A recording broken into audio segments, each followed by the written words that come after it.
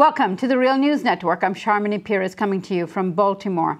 Israel and Hezbollah in Lebanon signaled to the United Nations on Thursday that their flare-up in fighting across Israel and Lebanon borders were over. This is after the Lebanese Hezbollah fighters killed 2 Israel troops in retaliation for deadly airstrikes in Syria last week, and it killed 6 Hezbollah fighters and 1 Iranian general.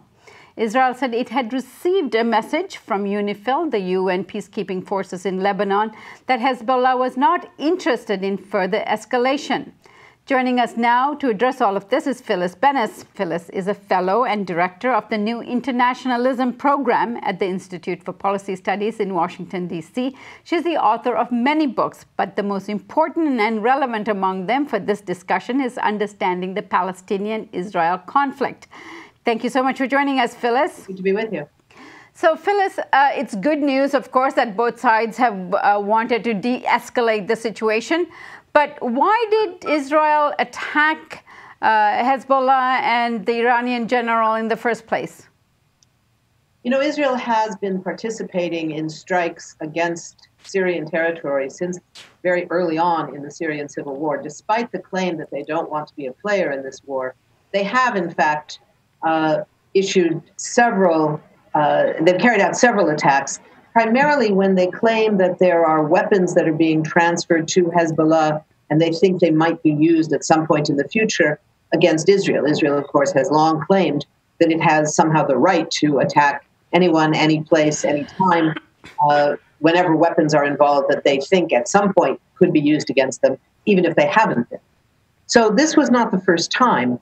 But this was a particularly significant attack 10 days ago in the Golan Heights area, because along with the Iranian general and 6 Hezbollah fighters, one of those fighters was the son of a revered leader of Hezbollah, and his death meant that it was almost inevitable that there was going to be some kind of retaliation from Hezbollah.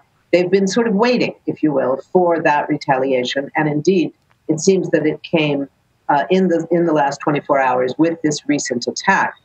Luckily, we have not seen civilians being targeted or civilians killed in these attacks. Today, there were 2 Israeli soldiers who were killed. Also, in the Israeli retaliation today, a Spanish peacekeeper serving with the United Nations on that border in the what's known as the Sheba Farms area.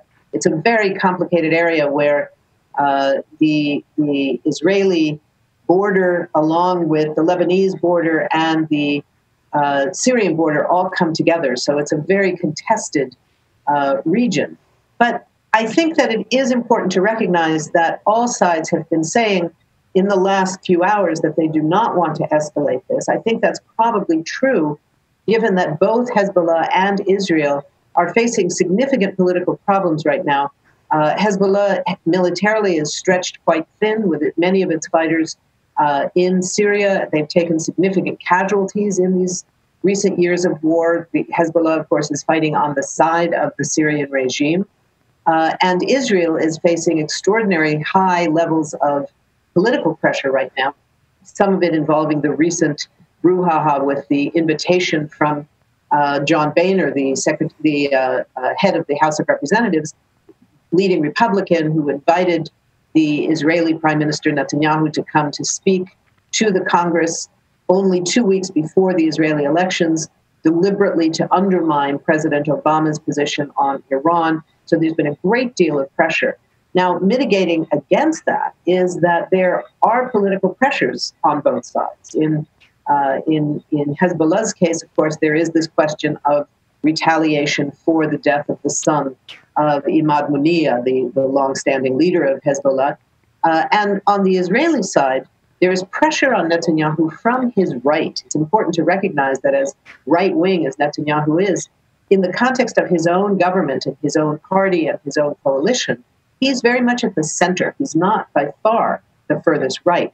And some of those to his right, including his foreign minister, Avigdor Lieberman, said today, called directly for violating international law. He said there must be a forceful and disproportionate Israeli attack. Now, that's an extraordinary thing for any foreign minister of any country to call deliberately for a disproportionate response, something that is explicitly prohibited in the Geneva Conventions. But that's what Netanyahu's foreign minister called for. And the pressure is rising inside Israel for an even greater response. So we should not put aside the idea that even if both sides don't want to escalate, these kinds of cross-border disputes have on occasion in the past and could again escalate without anybody wanting it to happen. Now, what is really the rationale for this kind of fighting at the moment? As far as Iran is concerned, they're participating, playing a role in fighting the IS. Also, we are in the midst of negotiations, the nuclear negotiations with Iran. What is the purpose of Netanyahu escalating the situation in the region like this? Well, if you're asking about rationality, there is no purpose. There is no purpose involved here. You know, the fact that the Iranian general was killed, it's not at all clear that he was engaged in anything more than advising some of the Hezbollah commanders that were with him. There's no evidence that he was involved in fighting at that time. It also isn't clear whether Israel even knew that there was an Iranian general there. Of course, that raised the stakes significantly, raised the tension even further between Israel, which has consistently threatened military strikes against Iran. So this has been something that's a very dangerous escalation.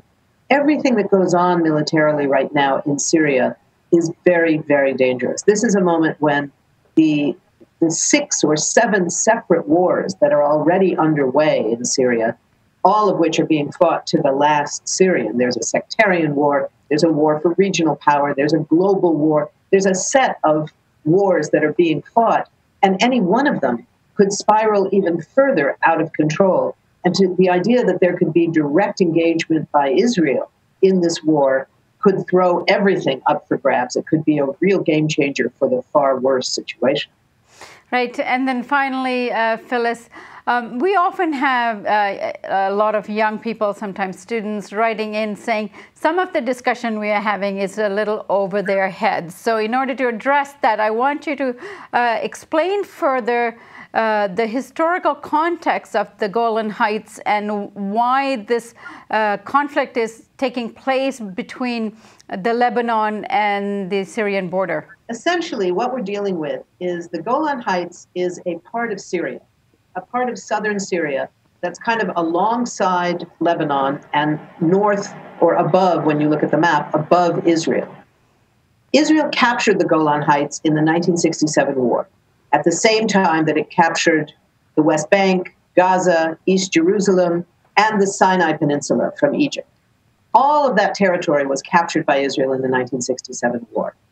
In years of negotiations, eventually Israel returned Israel returned the Sinai Peninsula to Egypt, and then said, "That's all. We're not going to return anything more." Now, UN resolutions say they have to, but Israel has the protection of the United States, so it never did. And in 1981, Israel claimed that it was going to absorb the Golan Heights, to annex it, as it said, to annex the Golan Heights and make it really part of Israel. That was never accepted by anybody in the world. So today, Israel still is illegally occupying the Golan Heights. Now, again, looking at a detailed map, you see in one side an area called the Sheba Farms. And it's right where Syria and Lebanon come together, right near the northern Israeli border. And there's been a big fight for like 7 or 8 years now that the UN has tried to figure out where the exact borderline should be. Because the Israelis claim that the territory of this area known as Sheba Farms, and that's where this fighting was today, actually is part of their controlled area of the Golan Heights. They say this used to be Syria, and therefore it's ours because we're now occupying that Syrian land. The Lebanese say, no, this was never Syrian land, this was Lebanese land, and therefore it still belongs to Lebanon and not to Israel at all. Syria, in the meantime, says it's ours. So you have this three-way conflict, which is not being resolved, but because the entire country of Syria is now at war, there is so much tension and so many fighters from so many different factions going at it, killing way too many civilians all over the place. That is having the danger that it could spill right over those borders into Israel, into Lebanon. It's a mess. It's really a mess. There's no logic to it. There's a lot of political posturing on all sides, and it could be very, very dangerous. In 2006, there was a month-long war that Israel waged against Lebanon, saying it was fighting against Hezbollah fighters. And that war began after a small border incident that could well have stopped right there. But instead, Israel, in that case, pushed it forward, and it turned into a full-scale war with enormous human consequences. So we can only hope that that doesn't happen again, but it remains a very real danger. And in the recent memory of people, that is why this incident over the past week has really put everybody on guard. Thank you so much for explaining that, Phyllis. Thank you. And thank you for joining us on the Real News Network.